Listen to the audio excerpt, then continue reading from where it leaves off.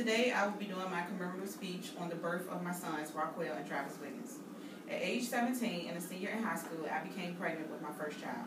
Still being a child myself, of course I was scared, but knew that he was a blessing and that I had to become responsible and learn to take care of someone other than myself. Throughout my pregnancy, he gave me little to no problems at all, no morning sickness, and very little pain. I can remember being happy and overly excited the entire time I was carrying him. I've always wanted daughters, but when I was told he was a boy, I wasn't disappointed at all. My last doctor's appointment before giving birth to him was a week after I graduated from high school.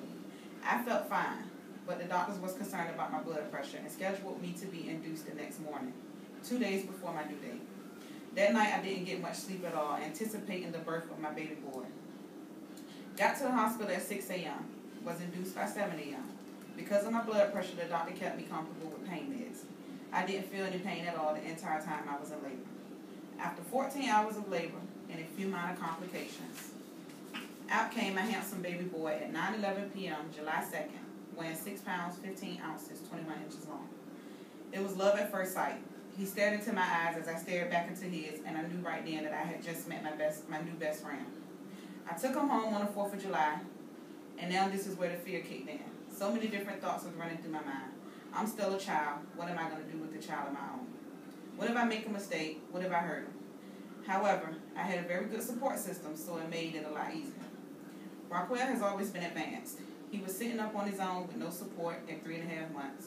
He crawled for only a week on one leg and then started walking at 8 months.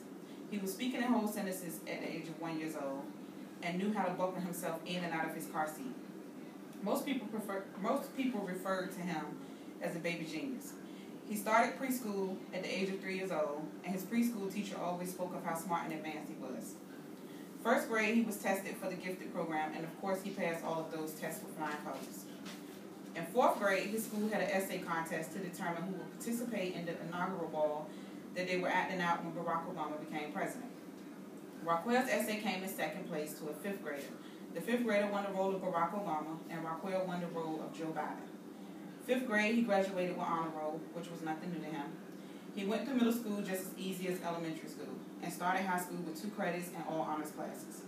Today, I am happy to say that my son is a junior in high school, still doing very well, and wants to attend Duke University for college. His dream is to become a judge. 7 years after Rockwell was born, I became pregnant with my second son, Travis. My pregnancy was totally different with him, which led me to believe he was going to be a girl.